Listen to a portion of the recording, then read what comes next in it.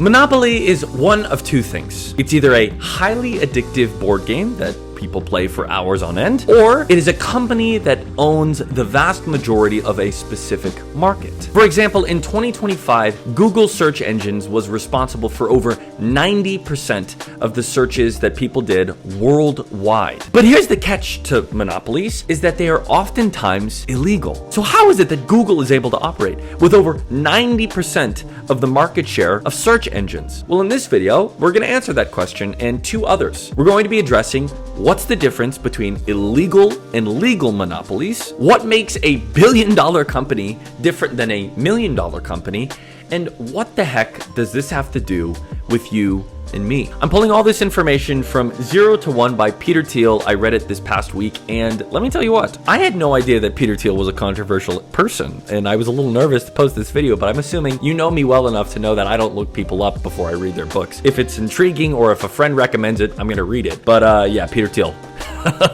Controversial guy. Anywho's and Susan, let's jump in. What is the difference between a legal monopoly and an illegal monopoly? The primary difference between the two is that an illegal monopoly engages in anti-competitive conduct. Now, maybe you're like me and you go, what the heck is anti-competitive conduct? Well, I'm glad you asked. And you betcha, I'm doing something new again.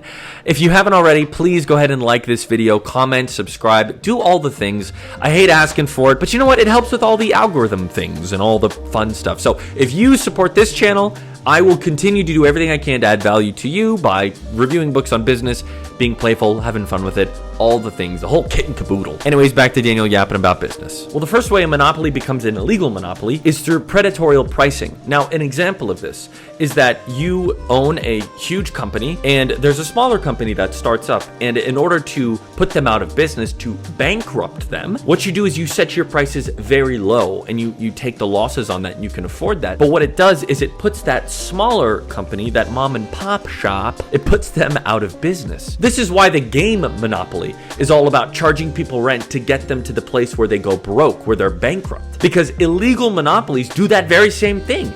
They put people out of business by putting their prices so low that it completely eliminates the competition. The second way that illegal monopolies function is that they do exclusive deals. Let me give you an example of an exclusive deal. Let's say Coca-Cola approaches every single stadium in the United States and they say, we'll give you our Coca-Cola products, but you are not allowed to sell Pepsi products. What's happening there is an exclusive deal. We can't let the other competitors in. We're going to keep them out of these deals. Again, what that creates is an anti-competitive market. Another example of an anti-competitive market is something called evergreening, and a lot of pharmacies do this, where they patent a certain drug or a certain dosage of a drug. And after 20 years, the lifespan of a patent, what happens is that they redo the patent, but they only change one minor detail. This is called evergreening, because what you're doing is you're tweaking it ever so slightly that you can get a new patent which lasts for 20 more years, but you're really not giving anyone else an opportunity to try to compete with that patent. Again, the foundations of capitalism are the fact that supply and demand is open to everyone, and anyone is able to play this kind of game.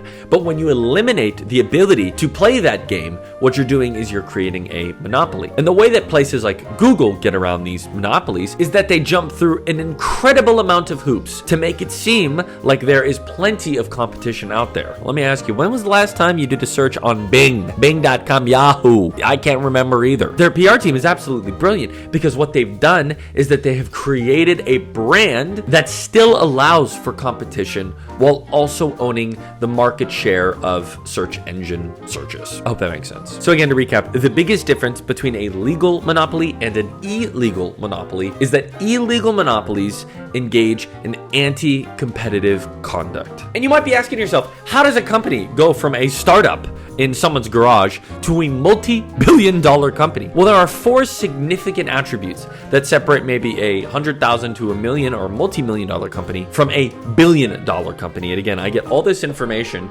from 0 to 1 by Peter Thiel. Also, fun fact, Peter Thiel started PayPal, so that's why he's able to speak on these things. Okay, the four ingredients to making a billion-dollar company. I can't believe I'm talking about making a billion-dollar company on my third business video, but hey, here we are. The first ingredient is proprietary technology. Now, proprietary technology means that you don't have something that's twice as good, something that's maybe 3 times as good or has 3 times the processing power. You present something that has over 10 times the proprietary technological ability than its other competitors. So an example of this is PayPal. When PayPal started, there was not a single other company in the entire world that was able to transfer money electronically from one account to another. This was new technology. Another example of this is Airbnb. You're able to book out a house, rent a house in an instant. You can book an Airbnb in probably 10 minutes. No other company in the world was doing that before Airbnb. What they did was they took the technology of the days and they amplified it so to provide a more significant, not just a slightly significant, a 10 times more significant product. That 10x really is the factor of proprietary technology. You can't have something that's marginally better. It has to be 10 times as good, at least respectively, 10 times better than its predecessors or the other competition around it. The second ingredient in making a billion-dollar monopoly is having the network effect. The network effect is that the product becomes more useful the more people that use it. An example of this, Facebook. The more people that are on Facebook, the more useful Facebook becomes. Uber. The more people you have wanting Ubers, the more people you have driving Ubers, the more important and the more prominent Uber becomes. That is the power of the network effect. The more people that use it, the more useful it becomes. That's the second ingredient.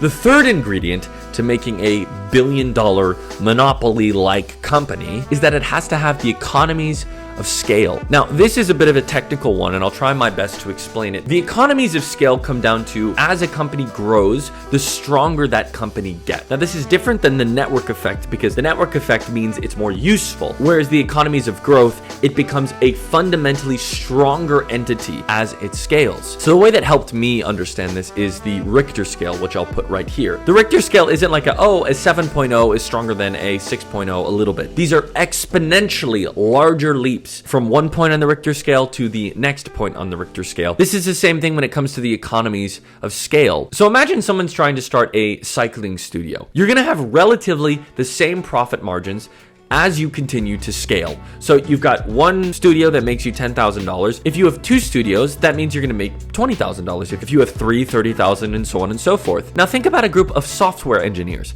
There is a disproportionately high margin of returns based off of the work that they're able to produce or the work that they're able to engage in on a regular basis. A small group of people created PayPal, which is a multi-billion-dollar company. But with the scaling of the cycle studio, you only get a certain number, a finite number of profit per location launched. Does that make sense? So the economies of scale means that you have a disproportionate amount of increase based off of a finite group of individuals. The fourth and final way that you become a billion-dollar monopoly-sized company is through branding. And branding is when you associate a certain product with a certain company. For example, if I were to say elegant, high-end cell phones, you would say, correct, you would say Apple, because they have a monopoly on that sector because of their branding. They produce elegant, brilliant, well-designed phones, and because of that, the masses want them. It's one of the largest tech companies on earth because of the way that Steve Jobs was able to shape the branding of the company. So those are the 4 ingredients to creating a monopoly-sized billion-dollar company. You have to have the proprietary tech, the network effect, economies of scale, and branding. You can thank me later when you start your billion-dollar company. How about that? Speaking of which, as we land the plane,